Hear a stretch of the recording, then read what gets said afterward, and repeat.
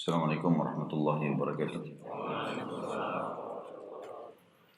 Alhamdulillah, puja dan puji kita kehadirat Allah Subhanahu wa taala atas segala nikmat yang telah dilimpahkan kepada kita, dengan harapan tentu nikmat-nikmat tersebut akan dipertahankan dan ditambah olehnya sebagaimana telah Ia janjikan kepada kita, termasuk bisanya kita menghadiri salah satu kewajiban kita yang disaksikan oleh para malaikat, yaitu sholat subuh berjamaah di rumahnya atau di masjid.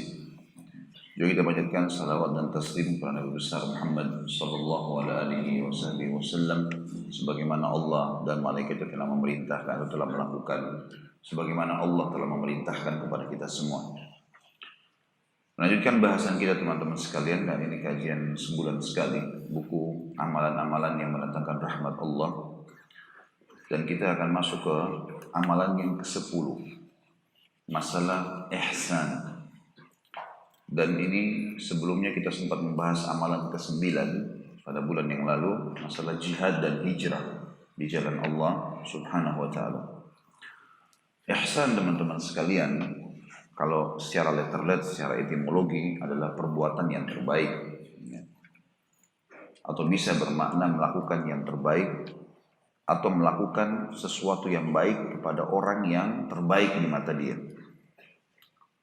Tentu secara terminologi, makna ihsan adalah melakukan menyembah Allah seakan-akan melihatnya, dan kalau kita tidak melihatnya, yakinlah dia sedang melihat kita. Sebagaimana hadis yang masyhur masalah itu. Waktu Jibril alaihissalam datang kepada Nabi alaihissalam menanyakan tentang Islam, iman, dan akhirnya ihsan. Yang terakhir kemudian Nabi SAW waktu ditanya tentang ihsan, beliau mengatakan anta'budallaha ka'annaka tarah, fa in lam takun tarah fa innahu yarak. Engkau menyembah Allah seakan-akan engkau melihatnya, dan kalau kau tidak melihatnya maka pastilah dia akan melihatmu. Ini dari sisi definisinya. Tapi yang ini kita tidak bertitik beratkan teman-teman sekalian, sebenarnya ihsan itu adalah melakukan sesuatu yang terbaik. Itu ihsan. Makanya makna daripada sabda Nabi SAW, engkau menyembah Allah seakan-akan engkau melihatnya, maknanya adalah engkau menyembah Allah dengan penuh keyakinan Allah sedang melihatmu, maka lakukanlah yang terbaik. Saya kasih contoh rasional. Kalau seseorang di antara kita misalnya bekerja lagi sendirian, dengan bekerja kalau lagi diawasi atau dilihat oleh pengawas atau pimpinannya di kantor, bagaimana bentuk pekerjaan dia? Bagaimana ketulusan dia dalam mengerjakan perbuatan tersebut? Bagaimana dia menjaga jangan sampai ada sesuatu yang salah, jangan sampai ada sesuatu yang kurang. Nah itu ihsan. Kalau dari sisi maknanya, dalam Islam teman-teman sekalian, saya beri kronologisnya dulu. Kita selalu diperintahkan oleh Allah yang Maha Pemurah dan Sempurna agar melakukan semuanya yang terbaik, dan tidak ada kata-kata dalam Islam itu, oh saya cukupkan dengan ini, atau kita merasa puas dengan amal sedikit yang sudah kita kerjakan. Selalu motivasi untuk mencapai kesempurnaan. Makanya ada istilah namanya afdal, atau istilah afdal dalam agama kita. Ada ibadah baik, tapi ada yang lebih baik lagi, afdaliyahnya, dijanjikan keutamaan lebih utama lagi, lebih besar lagi. Berarti memang kita disuruh untuk mencapai tingkat-tingkat kesempurnaan itu. Mungkin ada sebagian orang mengatakan tidak ada manusia yang sempurna. Itu statement ini benar kalau yang dimaksudkan adalah hak kausalitasnya Allah. Kalau kita anggap diri kita sempurna seperti sempurnanya Allah, mustahil itu, gak mungkin. Tapi kalau kesempurnaan kita bawa ke alam kita manusia, ada. Bahkan sangat ditekankan untuk itu. Sempurna dalam menuntut ilmu, sempurna dalam mengejar harta, sempurna dalam mengejar penampilan, boleh semuanya. Dalam Islam tidak ada yang dilarang. Malah kita tahu motivasi-motivasi memang ke situ semuanya. Semuanya ke situ, gitu ya. Islam tidak pernah membatasi misal masalah harta. Cukup kamu setiap muslim cukup untuk mendapatkan apa yang dia bisa makan sehari. Tidak pernah ada motivasi seperti itu. Tapi yang ada adalah motivasi yang sangat besar untuk mengejar harta yang terbanyak. Bahkan kata Nabi SAW, manusia yang terbaik adalah manusia yang dikaruniai oleh Allah ilmu dan harta. Lalu kemudian dia habiskan keduanya di jalannya. Sebagaimana sabda beliau alaihissalam dalam hadis yang sahih, di antaranya riwayat Imam Ahmad hadis ini, manusia ada 4 golongan. Yang pertama yang paling afdal adalah manusia yang dikaruniai oleh Allah SWT ilmu dan harta, lalu dia menghabiskan keduanya di jalannya. Berarti memang mengejar prestasi terbaik di situ adalah ibadah. Begitu pula kita tahu semua ayat yang berhubungan dengan masalah jihad sudah pernah kita jelaskan sebelumnya. Dimulai dengan bi amwalikum wa anfusikum. Harta kalian dan jiwa kalian, harta kalian dan jiwa kalian. Selalu saja motivasinya untuk mencari yang terbaik. Dan orang yang mengeluarkan zakat hartanya adalah orang yang telah memahami bagaimana cara menyempurnakan agamanya. Artinya, dalam Islam, rukun Islam ada 5, kita sudah paham. Syahadat, sholat, zakat, puasa Ramadan, haji. Tapi di antara 3 ini dibagi 3 lagi oleh di antara 5 ini dibagi 3 oleh para ulama. Ada yang wajib, tidak ada toleransi di dalamnya. Seperti misalnya syahadat dan sholat. Bisa kufur kalau tanpa keduanya. Walaupun di dalam bab sholat ada khilaf atau penjelasan ulama tentang masalah meninggalkan sholat jahdan, pembangkangan yang jelas kekufuran, itu jadi takasulan atau malas-malasan. Ini masih hukum ditakzir. Tapi dua-duanya bisa membawa pada kekufuran. Ini wajib, tidak ada toleransi. Yang kedua ada kewajiban, tapi masih bisa diganti di hari yang lain bagi yang punya udzur, puasa Ramadan. Yang ketiga ada kewajiban, tapi bagi yang mampu. Makna bagi yang mampu teman-teman bukan berarti seseorang sembunyi di kalimat itu mengatakan, oh saya belum mampu, saya sekarang mustahik, biarkan aja saya mustahik seterusnya deh, saya belum muzaki. Nggak bisa. Targetnya bagaimana? Pada tahun lalu kita mustahik, penerima zakat, tahun depan saya harus jadi muzaki, saya harus yang mengeluarkan zakatnya. Selalu motivasinya begitu. Kita tahu dalam Islam misalnya motivasi hadis Nabi SAW, kalau di tangan kalian ada bibit tanaman dan kalian tahu besok kiamat, tanamkan. Abdullah bin Umar pernah menanam pohon kurma. Ini pohon kurma seperti kelapa, lama tumbuhnya dan lama nanti baru berbuah.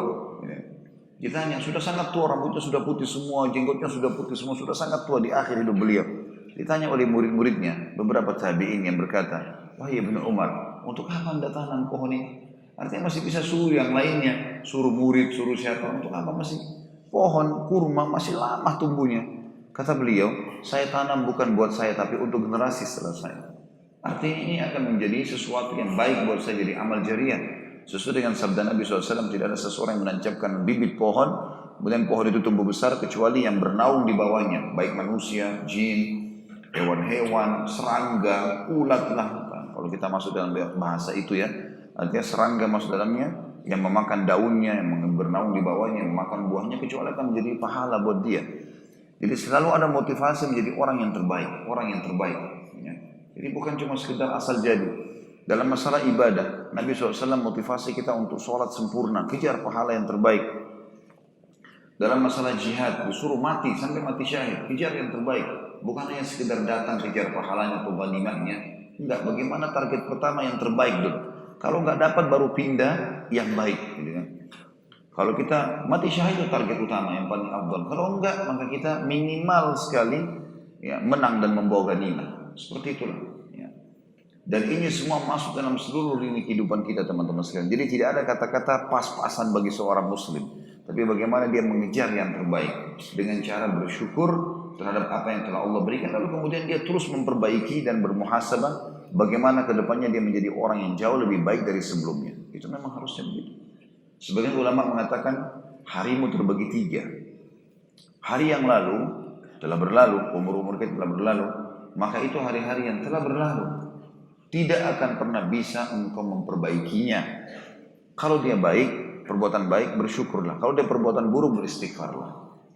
Kita nggak bisa misalnya dulu pernah berzina, lalu kemudian kita review, ya, supaya kita kembali pada saat itu kita batalkan zina. Sudah terjadi, nggak mungkin. Hari yang kedua adalah harimu di hari ini. Kayak kita sekarang hari ini Allah mudahkan kita masih hidup. Ini adalah milikmu. Maka lakukanlah yang terbaik, yang paling afdal. Dan mungkin hari ketiga, hari esok yang masih tanda tanya dan tidak jelas, maka buatlah program untuknya, tapi bukan sesuatu yang harus dikejar. Belum jadi. Besok kalau kita masih hidup, lakukanlah yang terbaik. Jadi kita disuruh kejar. Dalam statement para ulama pun untuk mengejar yang terbaik.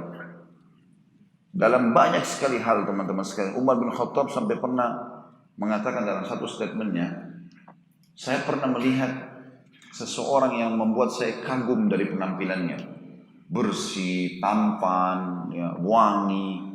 Kata Umar, saya kagum. Begitu saya tanya tentang pekerjaannya, Maka dia mengatakan, atau orang-orang mengatakan dia pengangguran, tidak ada kegiatannya. Maka sakata an aini. Orang ini tiba-tiba jadi tidak ada nilainya di mata saya. Harus punya sesuatu, berprestasi, mengejar yang terbaik. Kalau hari ini kita belum bisa, besok harus bisa. Dan motivasi terus. Hari ini belum sholat malam, besok saya harus sholat malam. Hari ini belum duha, besok saya sholat duha. Selalu yang terbaik. Selalu mengejar yang terbaik. Itu namanya ihsan. Semua kehidupan Nabi SAW seperti itu isinya teman-teman sekalian. Bahkan para sahabat untuk memotivasi diri mereka supaya melakukan yang terbaik ini, kalau mereka luput dari satu perbuatan ibadah, mereka menghukum dirinya ya, untuk supaya memotivasi melakukan perbuatan yang baik. Abdullah bin Umar pernah ketinggalan ya, sholat berjamaah satu kali. Maka beliau membalas itu dengan memastikan dan memaksakan diri dengan sholat malam sebulan penuh, tidak boleh luput, gara-gara kehilangan sholat berjamaah sekali di masjid. Gitu kan? Jadi dimotivasi diri mereka untuk menjadi yang lebih baik. Ini semua adalah makna ihsan, makna daripada ihsan. Saya akan bacakan kata penulis, beliau mengangkat sebuah ayat saja, surah Al-A'raf ayat 55 sampai ayat 56 tentang masalah ini. A'udzubillahi minasyaitonirrajim.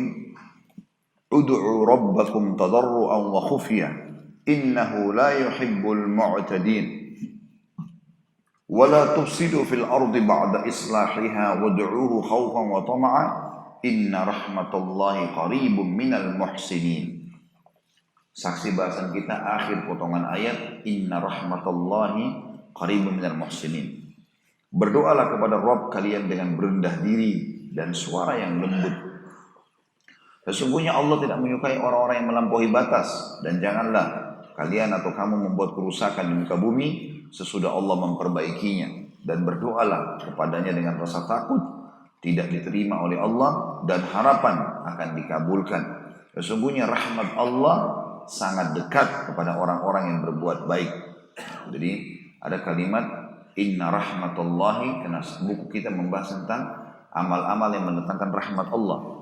Sangat dekat artinya selalu bersama orang-orang yang muhsinin, orang-orang yang melakukan perbuatan yang terbaik. Allamah Sa'di, salah satu ahli tafsir, menyebutkan termasuk dalam doa, makna ayat ini tentunya doa permohonan atau doa al-mas'alah dan doa ibadah atau doa ibadah.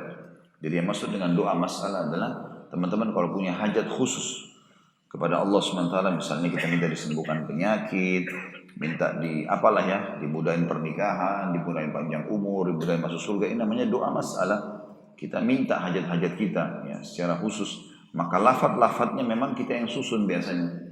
Ya Allah sembuhkanlah penyakit saya yang ini, ya Allah mudahkanlah saya menikah sama si fulan dan seterusnya. Ini bahasa kita. Kalau doa ibadah, semua tentu ibadah doa. Tetapi yang dimaksud dengan doa ibadah adalah bagaimana seseorang melakukan rutinitas doa yang dianjurkan, baik itu lafadznya, waktunya, misalnya tempatnya, jumlahnya. Seperti contoh doa keluar rumah, doa masuk rumah, doa masuk kamar mandi, keluar kamar mandi ditentukan. Nah, seperti itulah. Kata As-Sa'di yang dimaksud dengan potongan ayat pertama, ud'u rabbakum tadarruan wa khufyah.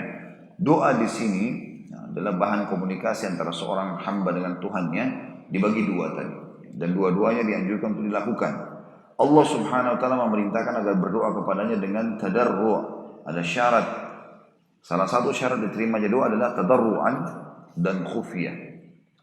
Kalau tidak salah saya sebutkan dalam judul ceramah kami di YouTube itu, dahsyatnya doa, ada 9 atau 10 ya, syarat diterimanya doa.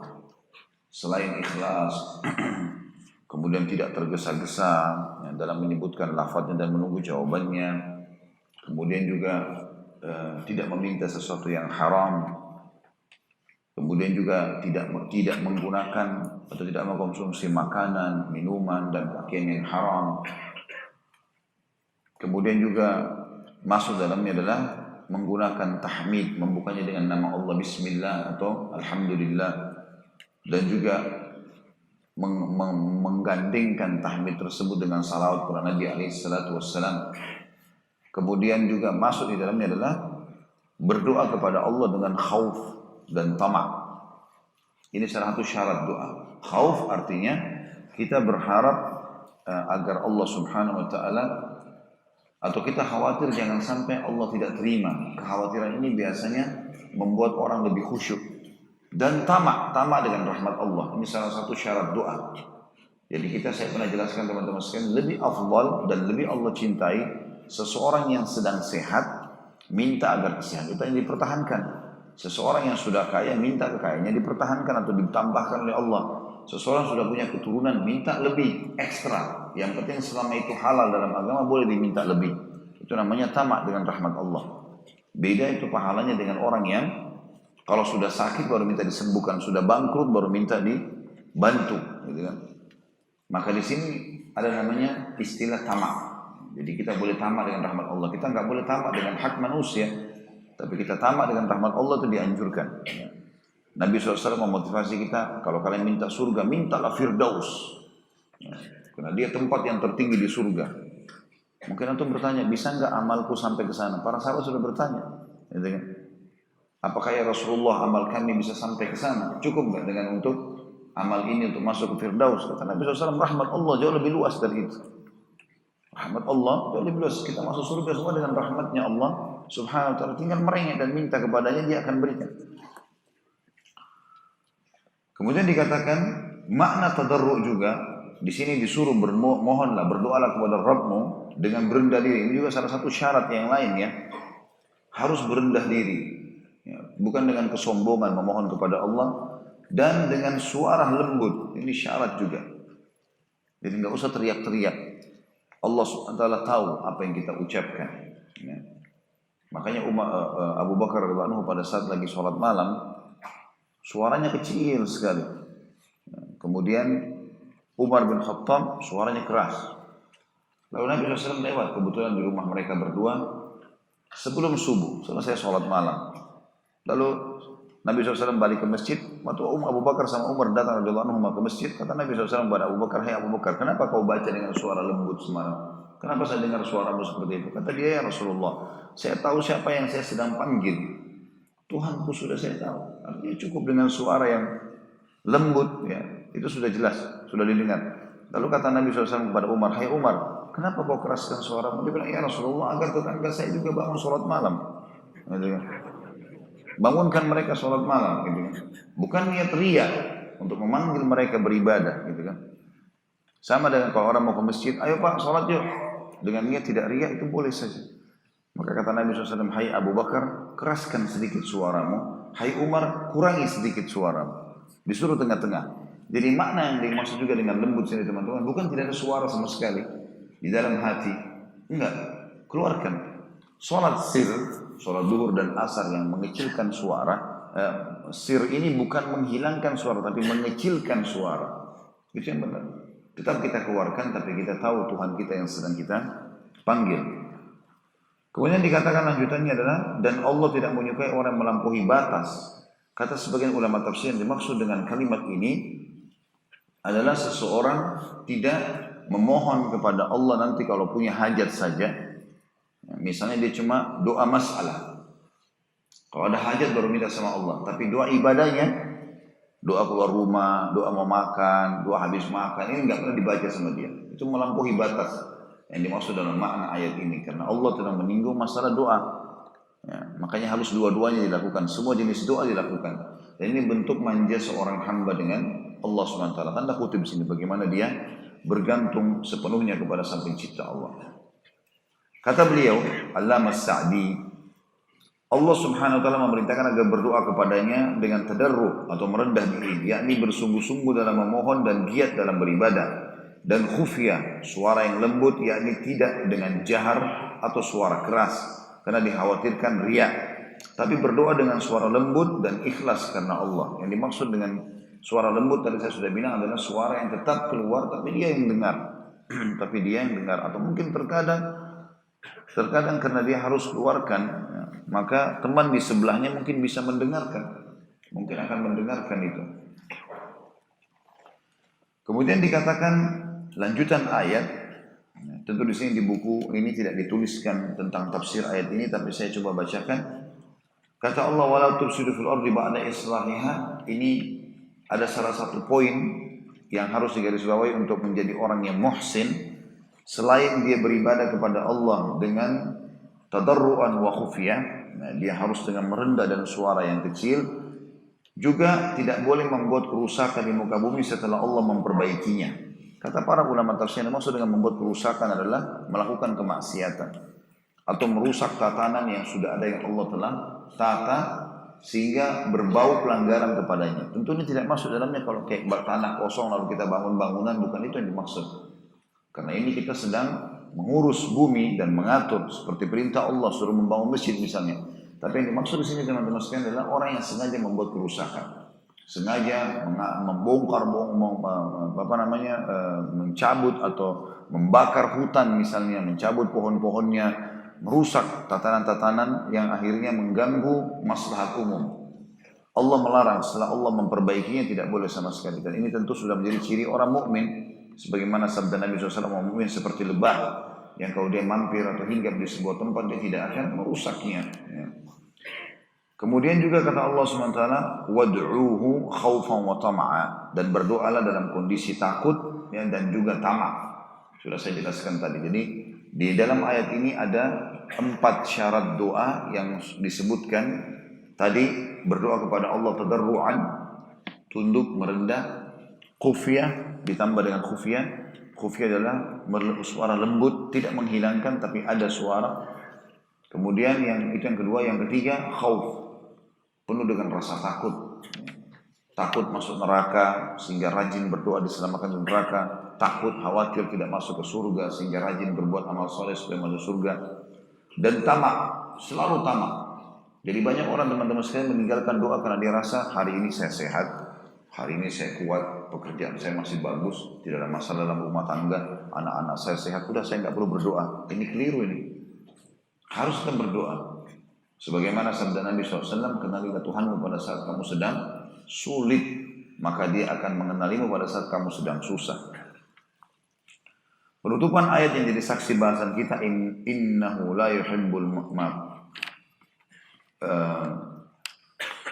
saya baca kembali kata Al-Alama Sa'di, dia kembali ke kalimat innahu la yuhibbul mu'tadin. Sesungguhnya Allah tidak menyukai orang-orang yang melampaui batas, yakni melampaui batas dalam segala urusan. Di antara perbuatan melampaui batas adalah seorang hamba memohon kepada Allah hal-hal yang tidak patut baginya. Ini melengkapkan bahasan kita tadi. Atau berlebihan dalam meminta, atau berlebihan dalam mengeraskan suara dalam saat berdoa. Semua ini termasuk dalam kategori melampaui batas yang dilarang. Dan dikatakan wala tufsidu fil ardi, dan janganlah kalian membuat kerusakan di muka bumi dengan melakukan kemaksiatan ba'da islahiha, sesudah Allah memperbaikinya dengan ketaatan. Karena kemaksiatan itu merusak akhlak, amal dan rezeki. Sebagaimana Allah berfirman dalam surah Ar-Rum ayat 41. A'udzu billahi minasyaitonir rajim. Zaharal fasadu fil barri wal bahri bima kasabat aydin nas. Al-ayat. Telah nampak kerusakan di darat dan di laut disebabkan karena perbuatan tangan manusia. Jadi kalau teman-teman misal mohon maaf dicoba sama Allah dengan penyakit, maka yang paling pertama istighfar dulu kepada Allah. Ada seorang ikhwah pernah mengalami itu. Alhamdulillah sudah mendapatkan panduan yang sudah kami sampaikan. Jadi rupanya dalam keseharian sempat sholatnya terbengkalai, tertunda. Sempat juga mengalami permasalahan dengan istrinya. Dalam satu hari itu sempat beberapa poin ada kesalahan-kesalahan, ada masalah-masalah yang terjadi. Dan maaf, dia lalaikan sholatnya, gampang dia nanti. Kemudian sempat menonton beberapa cuplikan film, sempat ini, sempat itu beberapa pelanggaran. Besok paginya pada saat dia bangun, dia mengalami masalah di tubuhnya, ada salah satu tubuhnya yang sakit. Waktu konsultasi tanya dengan saya, gimana keadaannya? Saya bilang sebenarnya sederhana, boleh berobat ke dokter, silakan. Tapi kalau dari apa yang antum sampaikan kemarin tadi itu, rentetan ini, lalainya dari sholat, nontonnya film, ini kemaksiatan. Ini termasuk kerusakan. Kalau ini antum istighfari kepada Allah, dengan izin Allah, insya Allah dengan izin Allah, sakit itu akan hilang.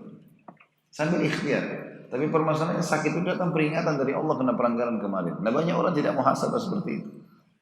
Kadang-kadang dia berpikir, oh ini murni. Kalau dia tabrakan misalnya atau tidak dia mau makan terus tidak dapat atau apa saja, ini kebetulan karena tidak dapat. Bukan.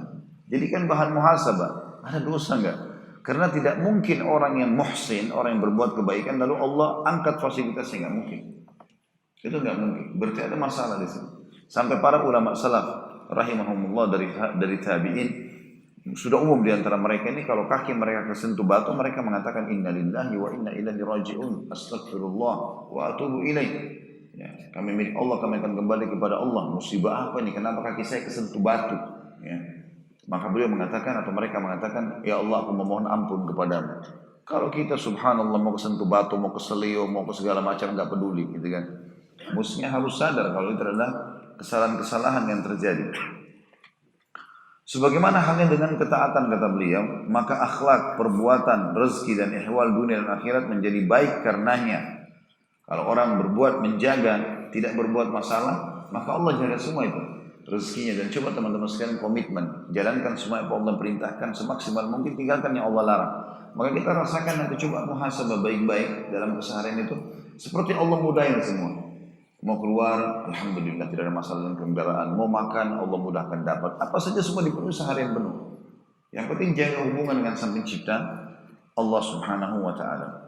Dan makna kata beliau wad'uhu khaufan wa tama'a, berdoalah kepadanya dengan rasa takut dan harapan, yakni takut terhadap azabnya dan mengharapkan pahalanya. Imam Az-Zahabi rahimahullah masukkan dalam salah satu kategori dosa besar adalah merasa aman dari makarnya Allah. Ini kebodohan ya. Kalau ada orang merasa bahwasanya dia aman dari makarnya Allah, Allah tidak akan hukum dia karena pelanggaran-pelanggaran yang dilakukan, ini kebodohan. Sehingga dia terus lalai, dia tidak mau melakukan ketaatan. Ini pasti kebodohan, karena dia akan dihukum oleh Allah dengan perbuatan tersebut.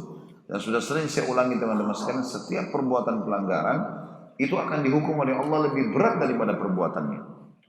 Orang berzina sejam di kamar hotel bisa dicoba sama Allah 10 tahun penyakit atau 1 tahun penyakit, hanya akibat dari 1 jam perbuatannya.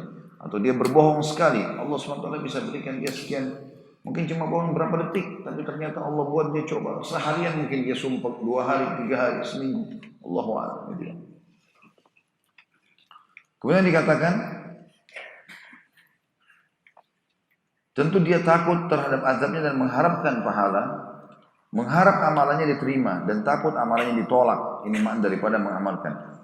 Bukan doa seorang hamba yang mendikte Rabb-nya dalam keadaan kagum pada dirinya sendiri dan menempatkan dirinya melebihi kedudukan yang semestinya, atau doa orang yang lalai. Jadi ada orang subhanallah mendikte Allah. Saya tidak tahu bulan lalu saya pernah jelaskan atau tidak pengalaman Dr. Ziyad, semoga Allah jaga beliau, salah satu ulama yang ada di Jordan sekarang, salah satu dosen guru besar di Universitas Yarmouk di Jordan. Datang ada daurah di Indonesia. Kebetulan masyayikh ini, para ulama ini kalau datang di Indonesia sebelum beliau-beliau mengisi daurah untuk para dai, biasanya disebar di kota-kota yang mau menerima. Saya kebetulan setiap 2 bulan sekali ada tabligh akbar rutin di Makassar, dan masya Allah yang hadir banyak sekali. Maka saya tunggangi keadaan jemaah yang memang sudah mau datang. Saya mengatakan, Syekh silakan. Beliau datang, saya terjemahkan. Beliau membahas kalimat yang sangat bagus sebenarnya, banyak sekali nasihat yang mutiara salaf yang sangat bagus. Di antaranya bahasan tidak boleh mendikte Allah.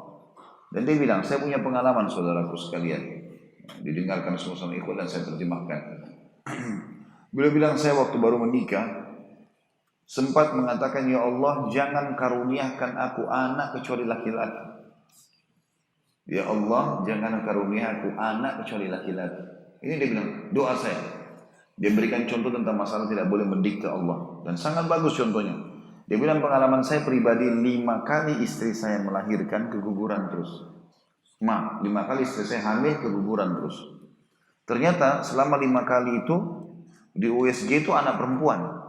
Karena dia minta sama Allah, ya Allah jangan karuniakan aku anak kecuali laki-laki, gugur semua 5. Sampai 5 kali dia bilang. Dia bilang sampai saya ketemu Syekh saya, Syekh Albani. Ini kebetulan murid langsung Syekh Albani rahimahullah. Maka kata beliau, saya ketemu langsung, saya katakan, Syekh tolong doakan saya. Istri saya sudah 5 kali keguguran. Ya, harapan saya anak laki-laki. Dia bilang, guru saya, Syekh saya berkata, semoga Allah memberikan kepadamu keturunan yang baik-baik. Syekh nggak bilang semoga Allah berikan kau anak laki-laki, anak perempuan. Semoga Allah berikan kau keturunan yang baik. Sudah Allah yang lebih tahu. Kamu ini lebih cocok dapat anak laki-laki, anak perempuan itu urusan Allah. Dia bilang baiklah. Syekh saya sudah doakan dengan hikmah Allah, istri saya hamil lagi. Ini yang keenam. Dan akhirnya melahirkan anak perempuan. Saya terima anak perempuan. Sampai sekarang dia bilang anak saya 7. Anak beliau 7. Di antara itu tercampur antara laki-laki dan perempuan. Dan semenjak itu saya tidak berani lagi masuk ke zona itu ya. Maksudnya untuk mendikte Allah, ya Allah kasih saya yang begini saja, kasih saya yang begini saja. Beliau sih kasih contoh-contoh. Beliau mengatakan di antaranya, kalau orang minta jodoh misalnya, ini yang bujang-bujang. Ya Allah karuniakanlah aku wanita yang saleh. Udah urusannya Allah deh. Nanti Allah lebih tahu, oh yang kamu lebih cocok dengan yang tampangnya begini, yang akhlaknya begini, udah. Maka itu yang terbaik kalau Allah sudah pilihkan. Ya Allah saya mau yang tinggi, yang putih, yang cantik, yang kaya, yang pintar, yang begini. Ternyata di lokasi kita tidak ada orang itu, jadi sudah tertunda terus. Jadilah bujang lapuk akhirnya. Jadi lebih baik minta secara global kepada Allah Subhanahu wa taala, walaupun boleh kita meminta kepada Allah, ya Allah mudahkanlah aku misalnya pindah ke kota ini. Boleh saja. Tapi lebih baik kita minta keberkahan, ya Allah tunjukkanlah yang terbaik untukku dalam pekerjaan ini misalnya. Tunjukkanlah yang terbaik aku dalam pernikahan, tunjukkanlah aku terbaik dalam pekerjaan, ya, dalam ini, dalam itu. Kita minta kepada Allah secara global. Maka itu jauh lebih baik dalam masalah ini. Karena bahaya kalau sampai mendikte Allah, Allah Subhanahu wa taala lebih tahu. Dan Allah pun kasihan sama kita, maka Allah tidak memberikan. Seperti kalau Syekh Ziyad tadi, dia minta anak laki-laki. Tapi memang takdirnya Allah anak perempuan, 5 kali hamil anak perempuan semua. Keguguran akhirnya, gitu kan. Kuasa Allah Subhanahu wa taala.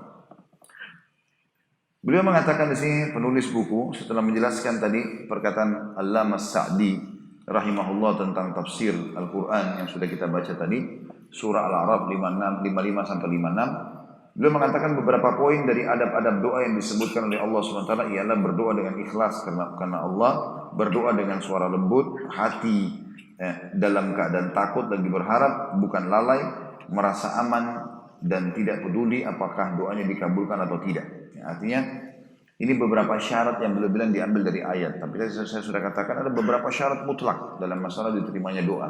Kalau teman-teman yang menganggap doanya belum diijabah sama Allah, maka jawabannya tentu dari poin-poinnya ada syaratnya.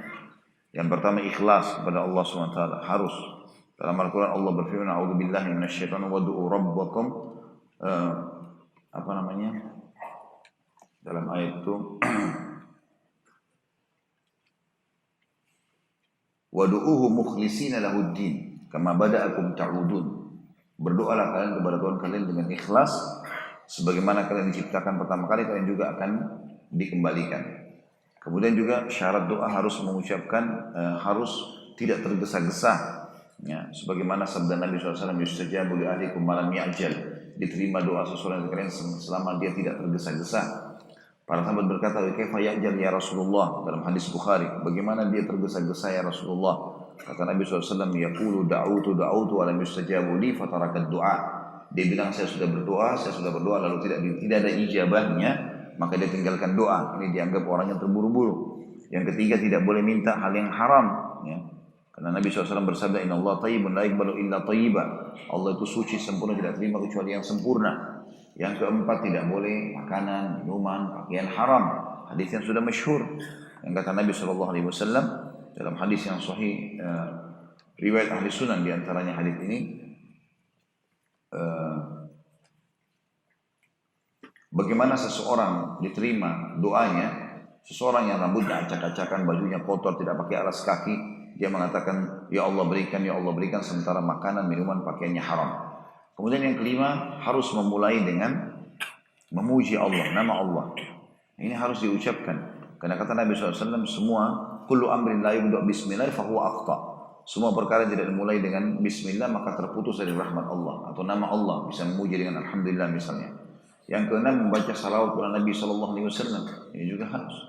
Yang kata Nabi SAW, semua doa dalam hadis riwayat Imam Ahmad dengan sanad sahih, semua doa yang tidak membaca salawat kepada aku akan terhijab, tidak akan diterima. Yang ketujuh, syaratnya ada di sini.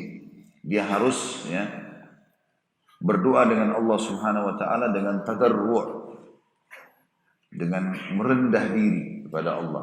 tahu dirinya seorang hamba yang butuh, gitu kan. Ya sama mungkin kalau kita meminta sesuatu, jabatan atau meminta pekerjaan atau mau melamar anaknya orang lain, tentu saja kita ya harusnya kita merendah, artinya kita merasa diri kita memang butuh. Sebenarnya tidak samakan antara itu dengan Allah SWT, tapi seperti itu kurang lebih gambarnya supaya mudah difahami. Kemudian juga masuk di dalamnya selain tadarru, masuk syarat setelahnya yang ketujuh atau yang kedelapan ya, tentang masalah tadi ya, khufyah dengan suara yang lembut, tetap terdengar. Kemudian juga masuk dalam syaratnya, dalam ayat ini dikatakan adalah yang ke-9, dia harus berdoa kepada Allah SWT khauf, penuh dengan rasa takut, khawatir tidak diterima, khawatir masuk neraka. Kemudian yang terakhir adalah, bukan terakhir sebenarnya, masuk yang ke-10 adalah tamak dengan rahmat Allah Subhanahu wa taala, dan juga masuk di dalam doa yang tidak kalah pentingnya adalah menggunakan dan memaksimalkan doa waktu-waktu mustajab doa. Ini ada banyak sekali pada saat antara azan dan iqamah, pada saat musafir, pada saat hujan sedang turun, ya, pada saat jihad sedang berkecamuk, doa orang tua buat anaknya, sepertiga malam, banyak sekali waktu-waktu mustajab. Kata penulis di sini, inilah berdoa dengan sempurna, karena sempurna dalam semua ibadah ialah mencurahkan segala upaya di dalamnya dan melaksanakannya dengan sempurna tanpa ada kekurangan sedikit pun di dalamnya. Karena itu Allah SWT berfirman, Inna rahmatullahi qaribun minal muhsinin. Sesungguhnya rahmat Allah sangat dekat dengan orang yang berbuat baik dalam beribadah kepada Allah dan juga berbuat baik kepada para hamba Allah. Setiap kali hamba lebih banyak berbuat kebaikan, maka ia lebih dekat kepada rahmat Rabbnya, dan Rabbnya dekat dengannya dengan rahmatnya. Di dalamnya terdapat anjuran yang sangat jelas untuk berbuat baik atau melakukan kesempurnaan. Tentu semua ini saya bacakan tadi susunan daripada tafsir As-Sa'di diangkat oleh penulis, tapi saya sudah sisipkan dan tambahkan banyak hal. Kesimpulan dari amal yang ke-10 adalah bagaimana seorang muslim melakukan sesuatu yang terbaik dan selalu kejar. Kalau hari ini belum bisa, besok. Dalam kaidah agama kita dikatakan, apapun yang tidak dijangkau semuanya, maka jangan kehilangan sebagiannya. Ma la yudrak kullu, ya, tidak boleh yutrak ba'd. Ya. Apapun yang tidak didapatkan semuanya, maka jangan kehilangan sebagiannya. Gitu ya. Dan ada kaidah juga penting teman-teman sekalian. Kalau kita mau mengerjakan sebuah perbuatan dan mencapai pada tingkat kesempurnaan, maka mulailah tanpa harus melihat jumlah daripada pekerjaan itu. Ini kaidah penting. Jadi misalnya kita mau sholat malam dibangun, biasanya syaitan membebankan kita supaya kita merasa berat. Ini sholat malam 8 rakaat, tambah witirnya 3, 11 rakaat, masih mengantuk. Jangan itu yang dipikirkan, tapi mulai saja dulu. Bergulir saja dulu, karena bergulirnya itu akan membuat kita mudah melakukannya. Kata sebagian ulama, kalau seseorang muslim melakukan sebuah ibadah, seperti dia sedang lomba lari dengan syaitan. Kalau dia belum memulai lari, maka syaitan dengan mudah mengganggunya. Misal rivalnya mengatakan, kamu lemah, kamu gak bisa, kamu apa saja. Maka dia sudah jatuh semangatnya lebih dulu sebelum dia memulainya. Itu kalau orang tetap di tempat, tidak berlari. Tapi kalau dia begitu sudah di garis start, dia sudah mulai berlari, maka musuhnya untuk mengganggunya, apalagi mengalahkannya, harus lari lebih cepat daripada dia. Kita kalau bangun misalnya tengah malam teman-teman sekalian, kita seperti orang yang belum lari. Syaitan masih berusaha menggoda kita, tapi begitu kita berlari, bangun, wudu, seperti kita sedang berlari, syaitan kerepotan, dia harus lari lebih cepat daripada kita supaya mengganggu kita. Apalagi kalau kita sudah sholat, dia kesulitan. Terus saja, selesai 2 rakaat kita lanjutkan lagi, maka otomatis dia tidak akan bisa. Ya, mengganggu kita. Minimal yang maksimal yang dia bisa lakukan hanya mengurangi sedikit kadar pahala. Maka harusnya kita menggulirkan perbuatan itu. Baik, ini masalah ihsan. Saya akan masuk teman-teman sekalian, sebagaimana saya usahakan setiap kali pertemuan kita bahas 2. Amal yang ke-11 tentang rahmat Allah adalah berinfak di jalan Allah. Sebagaimana diangkat oleh penulis firman Allah Subhanahu wa taala berhubungan dengan masalah rahmatnya Allah bagi orang yang berinfak, surah At-Taubah ayat 99. Yang bunyinya a'udzubillahi minasyaitonirrajim. Wa minal a'rabi man yu'minu billahi wal yawmil akhir wa yattakhidhu ma yunfiqu qurabatin 'inda Allahi wa salawatir rasul ala innaha qurbatul lahum sayudkhiluhumullahu fi rahmati innallaha ghafurur rahim. Saksi bahasan kita kalimat atau firman Allah, sayudkhiluhumullahu fi rahmati. Dan di antara orang-orang Badui itu, hai Muhammad, ada orang-orang yang beriman kepada Allah dan hari kemudian dan memandang apa yang dinafkahkan di jalan Allah itu sebagai jalan mendekatkan diri kepada Allah dan sebagai jalan untuk memperoleh doa Rasul. Ketahuilah sungguhnya infak itu adalah suatu jalan bagi mereka untuk mendekatkan diri kepada Allah. Kelak Allah akan memasukkan mereka ke dalam rahmatnya. Di sini makna terjemahannya bisa surga atau bisa juga keseluruhan rahmat secara global. Artinya mendapatkan karunia di dunia dan juga di akhirat akan masuk surga. Dan sesungguhnya Allah Maha Pengampun lagi Maha Penyayang. Kata penulis, makna dari firman Allah, wa minal a'rabi man yu'minu billahi wal yawmil akhir wa yattakhidhu ma yunfiq, al-ayat. Dan di antara orang-orang Badui itu ada orang-orang yang beriman kepada Allah hari kemudian dan memandang apa yang dinafkahkan itu, ya, titik-titik ayatnya. Yang dimaksud dalam jihad dan sedekah. Dimaksud ayatnya adalah dalam jihad dan sedekah. Jadi ada orang-orang Badui pada saat Nabi SAW mengatakan jihad, maka mereka segera mendatangkan hartanya dan juga datangkan jiwanya untuk menyumbang. Ya, maksud dalam ini tentu semua perbuatan kebaikan yang membutuhkan sumbangan, kayak masjid misalnya, madrasah atau apa saja yang sedang dibangun dan butuh uluran tangan kita, maka ini termasuk juga dalam ayat ini. Kemudian kurubat, makna daripada firman Allah, pendekatan diri kepada Allah adalah yang dimaksud seseorang ikhlas dalam memberikan di jalan Allah dan menjadikan apa yang dia keluarkan untuk Allah SWT, sehingga dia tidak perlu melihat siapa yang menerima. Tidak perlu melihat siapa yang menerima, intinya dia memberi. Dia memberi, ya.